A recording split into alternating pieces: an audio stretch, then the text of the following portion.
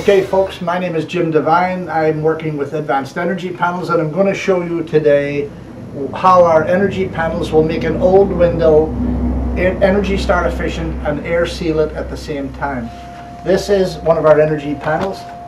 It is a double glazed ultralight panel. It's made with an aluminum frame. It's weather stripped around the perimeter, and the glazing material is a thin film. It's soft, thin film, but it's also strong, so it will take 60-mile-an-hour baseball and it won't break. Now these are fitted onto existing windows to bring them up to Energy Star efficiency without replacing them. And there are two ways to do that. One is to surface mount it on the window surface, on the molding around the window opening. And the second way is to mount it on the inside of the window against a window stop.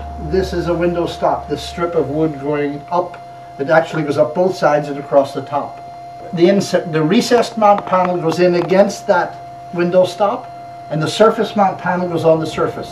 I'm going to explain how to do both of those measurements and fittings to help you do that. The metal frame on this window is 1.4 inches wide. You need to know that. You can place it so that it goes up against the surface of your window in this manner. So you measure out. So I'm going to show you how to measure for that fitting right now. What you want to do is mark where you want the window to go out on the framework, on both sides and at the top. Most windows have a protruding sill. This is a sill, and the sill, as you can see, protrudes a little bit, and our panel will rest on that. So what I want to do is mark the wall on both sides, or the molding, and at the top. And what I'm going to do, just to show you, is I'm going to use a sticky note. I'm going to say this is where we want our panel to end. We want it to land there. And we're going to do the same on the opposite side. We want it to land there.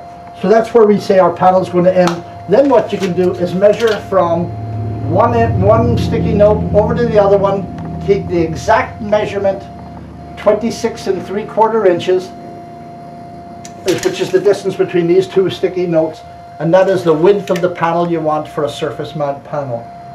When you want to measure the height of that panel, you want to go up the same distance above the window and mark it up there, and then you measure from that point down to the sill itself, and you come up with about 41.5 inches.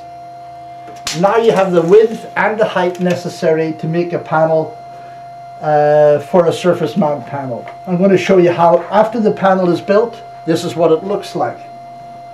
And it is installed on the window in the following manner. It is placed in, of course you wouldn't have your sticky notes anymore,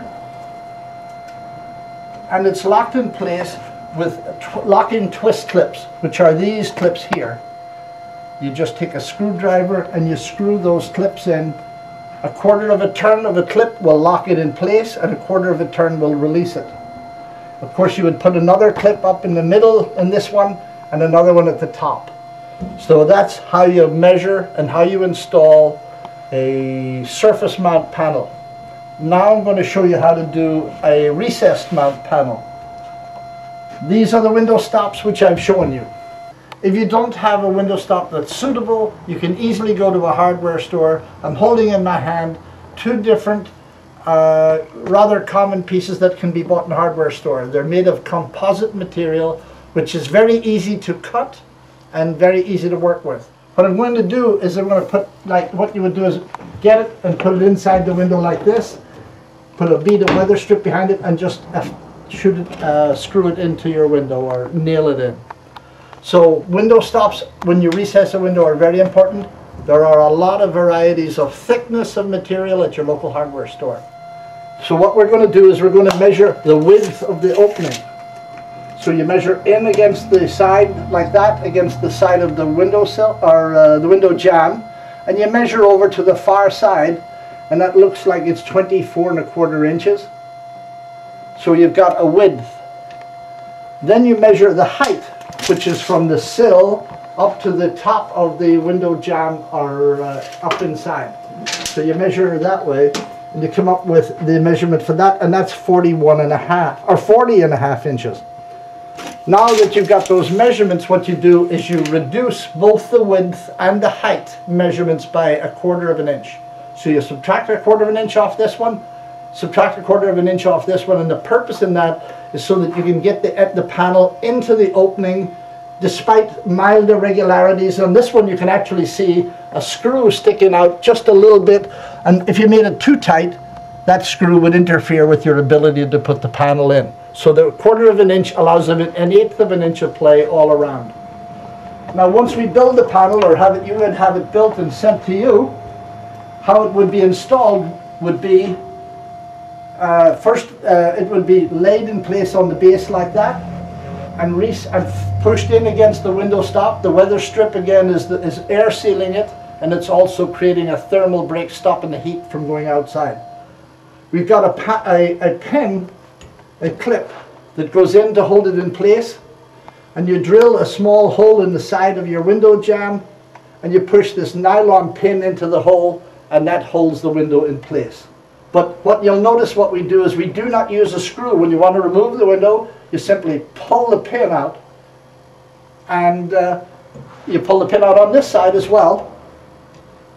It's pretty easy to do. And at the bottom, you're going to see that there are pull tabs. If you look down at the bottom here, these are very hard to see actually, but there's plastic pull tabs on the bottom, and you grab the pull tabs, and what you do is you can pull the window panel out like this. And this is what the pull tabs look like. They're flapper tabs that just give you something to grab to take the window out. And that's how to measure and how to install a panel.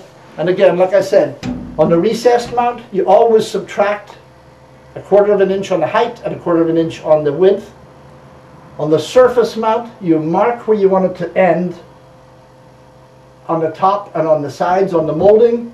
And again, if you have a protruding sill, it rests on the sill. Most windows are like that. But if there is no protruding sill, you'd have to mark down below where you wanted it to land also, and measure from that point down here. But a protruding sill, it always would rest on it. So a lot of times when we build windows that are oversized, or sometimes people do this in a historic home with a very large historic window, we can build the panel or the window panels so that they're in two sections, not one. We have this thing, we call it a H channel, and it allows the panels to go inside, and what it is, it creates a link between two panels that you could have the upper half and the lower half of a window locked into each other. And if we sometimes do windows 40 feet tall, or church windows, or very large windows in different places, we build multiple panels, we link them together with this channel, this H channel, and it makes an airtight seal and allows us to build, we've done windows up to 40 feet tall. But how we've done that is we'd have 5 or 6 panels linked to each other with this kind of a channel that allows panels to be locked into each other. The H channel allows you to build windows one on top of the other, but of course you can see that it also allows you to build windows side to side. So if you had windows going around a bay window opening, it could allow you to build them and even angle them, because this has got a hinge in it. You can angle a second window off at a different angle. But it also allows you, if you have sliding doors, you can put half a door in here and half a cover for an opening in here. So the sliding door, instead of being massive, like 4 feet wide, it only needs to be 2.5 feet wide, 2 sections linked with this channel. The same with sliding windows, but it's a very useful tool. It's called a H channel.